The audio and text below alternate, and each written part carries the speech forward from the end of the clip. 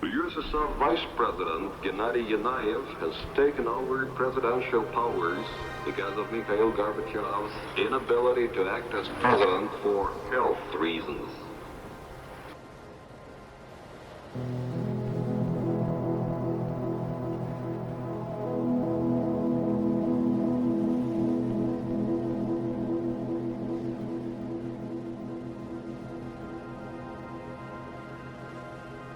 The Soviet leadership has released a statement saying that a state of emergency has been introduced in some parts of the USSR for 6 months.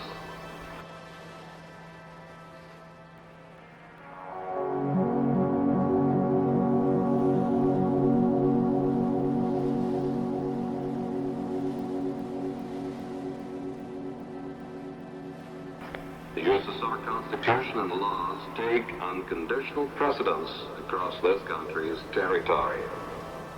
A state of emergency committee has been formed to govern the country and effectively implement the state of emergency. Its decisions are binding for all bodies of power and administration and for citizens all over this country.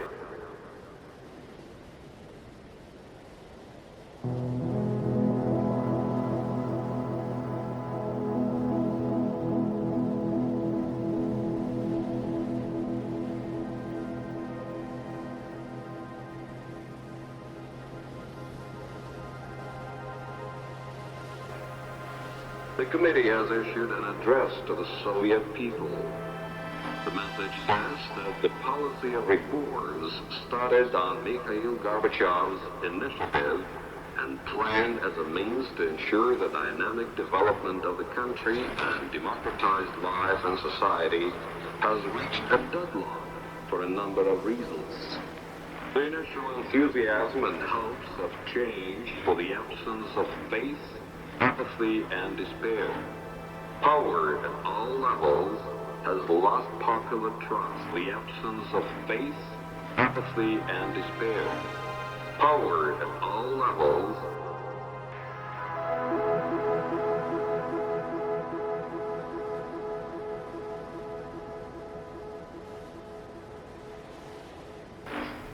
Political intriguing has forced concern about the destiny of the homeland and citizens out of public life. The vicious mockery of all institutions of state is being cultivated.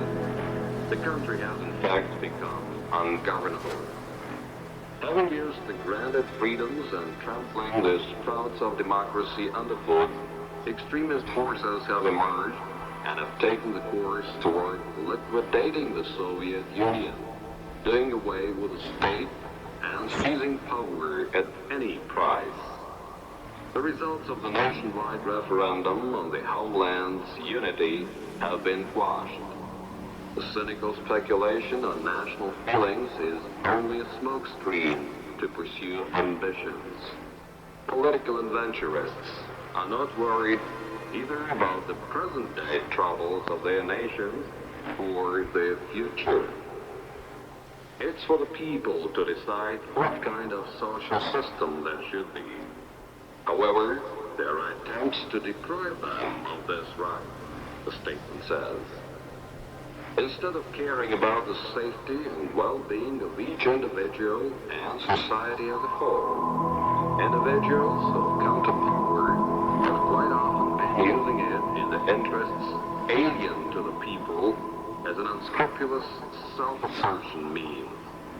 Each citizen feels growing uncertainty for tomorrow and deep concern over the future of their children.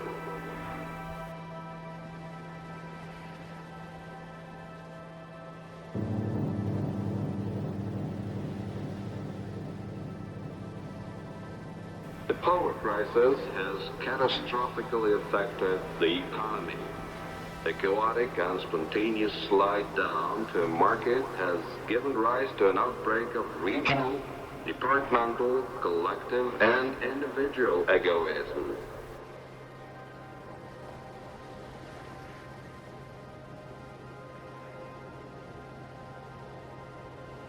The war uniform laws and the fomenting of centrifugal trends have led to the destruction of the single national economy mechanism that has taken decades to create.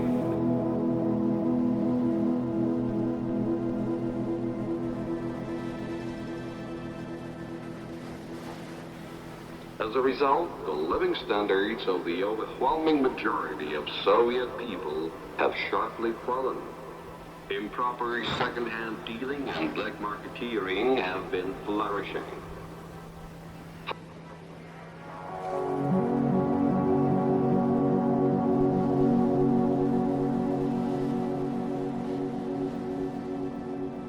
For years, there have been incantations about adherence to the interests of an individual, concern about his rights, and social guarantee.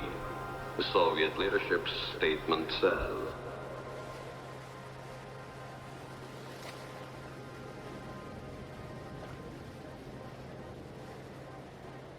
But in fact, people have been humiliated. Their real rights and opportunities have been infringed upon, and they have been driven to despair.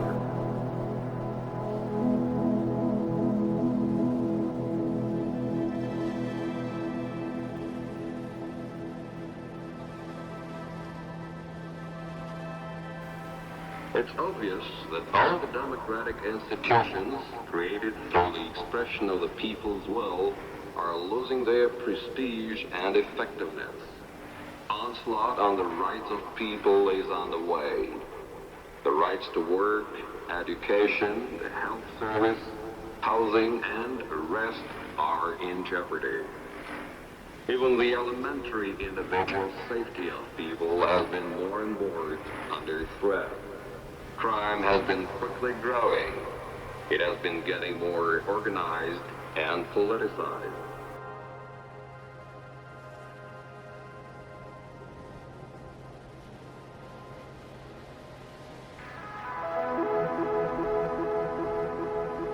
The country is plunging into an abyss of violence and lawlessness. The growing destabilization of the political and economic situation in the Soviet Union is undermining our positions in the world. In some places, there have been revanchist calls and demands for the revision of our borders. Some speculate about the possibility of partitioning the Soviet Union and putting some of its facilities and areas under international trusteeship. This is the sad reality. The pride and honor of the Soviet citizen must be restored to the full.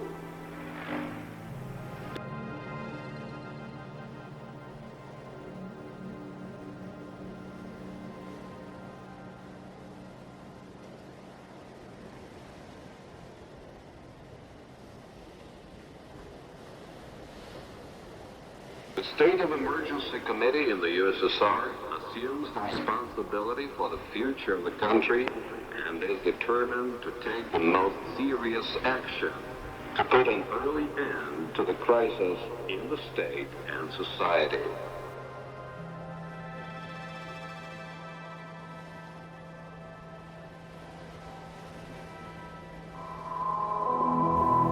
We promised to arrange a nationwide discussion of the new Treaty of the Union. We are going to immediately restore law and order, put an end to bloodshed, declare an uncompromising war on the criminal world, and to eradicate the disgraceful phenomenon discrediting and humiliating the Soviet citizens.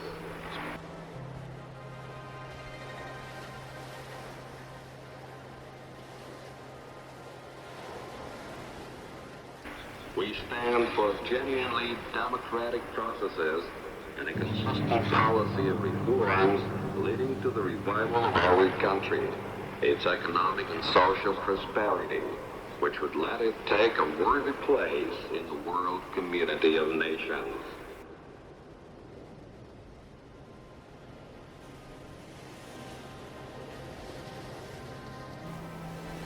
As we develop a mixed economy, we'll support private enterprise and give it the necessary opportunities for expanding production and services.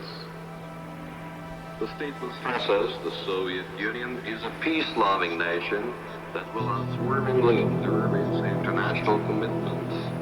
It demands nothing from anyone. It wants to live in peace and friendship with everyone.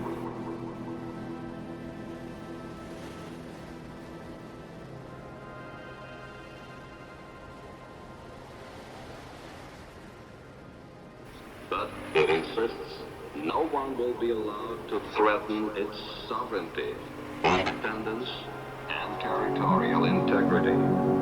Any attempts to use the language of diktat in relations with this country, no matter who makes them, will be checked.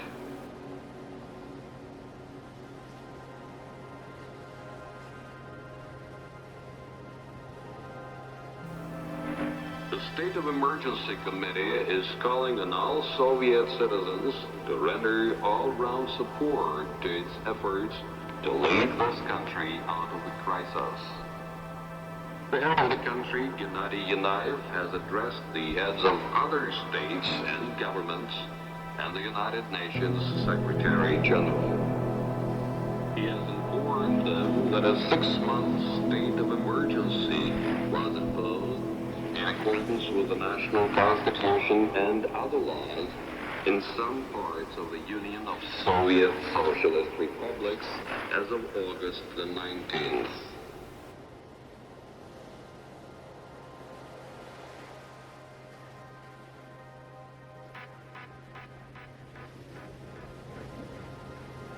This is a temporary measure, which in no way means the country is abandoning its policy of deep-going reforms in all the spheres of national life. The urgent need to save the economy from collapse and the nation from famine has dictated it. It is expected to avert the growing threat of an all-out civil conflict whose consequences will be unpredictable for both the peoples of this country and the international community.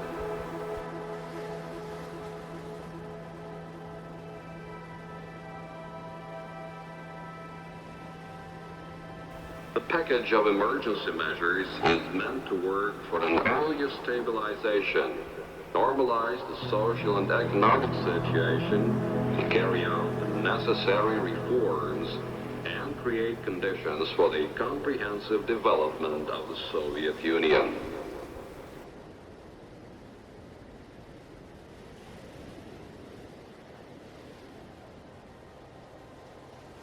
Any other way would lead to growing confrontation, violence, and misery, and would create a dangerous flashpoint in terms of international security. The temporary emergency measures are in no way meant to hinder the implementation of this country's international commitments under currently effective treaties and agreements. The Soviet Union is willing to work for further promotion of contacts with all other countries on the universally recognized principles of neighborly relations, equality, mutually advantageous cooperation, and non-interference in each other's affairs. The statement says the current difficulties are temporary, and the Soviet Union will, as ever, do much to promote peace and international security. The Soviet leaders hope other nations and governments and the Organization of the United Nations will show due understanding of the temporary emergency measures. That statement of the Soviet leadership was brought to you by Radio Moscow World Service.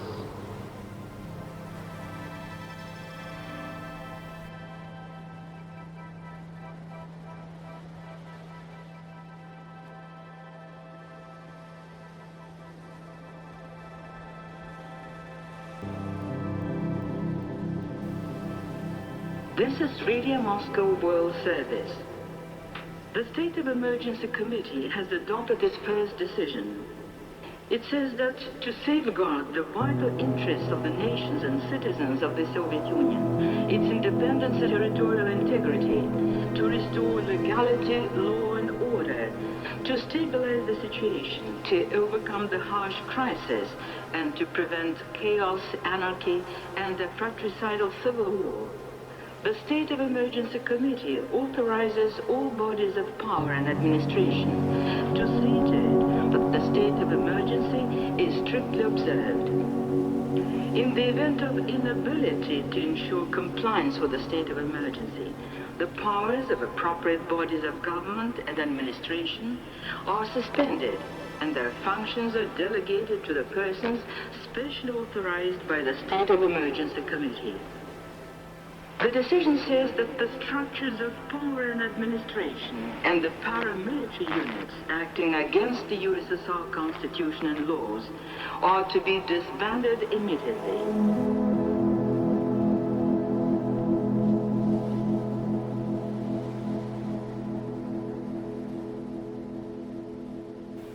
It dismisses as invalid the laws and decisions of the bodies of power and administration running counter to the USSR Constitution and laws. The decision suspends activities by the political parties, public organizations and mass movements obstructing the normalization of the situation. Citizens, institutions and organizations are urged to hand in without delay all firearms, rounds of ammunition, explosive devices and military hardware they illegally possess. Meetings, street processions, demonstrations and strikes are prohibited. Media are put under control. A body being specially set up at the State of Emergency Committee is to implement this control. The bodies of power and administration, the leaders of offices and enterprises, are to adopt measures to organize work teams better, to restore order and discipline in all spheres of life in society. The decision urges ensuring the normal functioning of enterprises in all the branches of the national economy.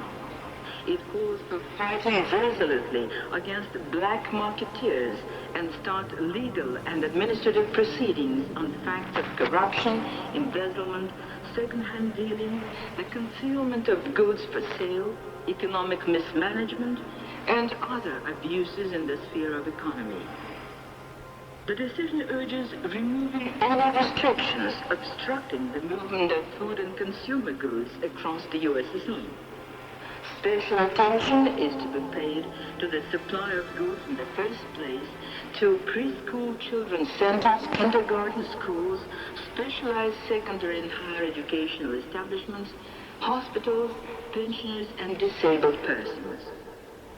The decision expects proposals to be made within a week on how to put into order, freeze and reduce the cost of some consumer goods and foodstuffs, mainly for children, public and catering services, how to raise wages, pensions, allowances, and compensations for various categories of citizens.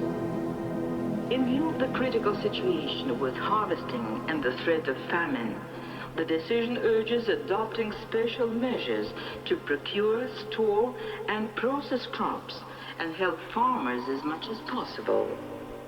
The decision obliges the bodies of power and administration in the center and locally to pay prime attention to the population's social needs, to search for possibilities to significantly improve free medical service and education. That was the first decision issued by the State of Emergency Committee.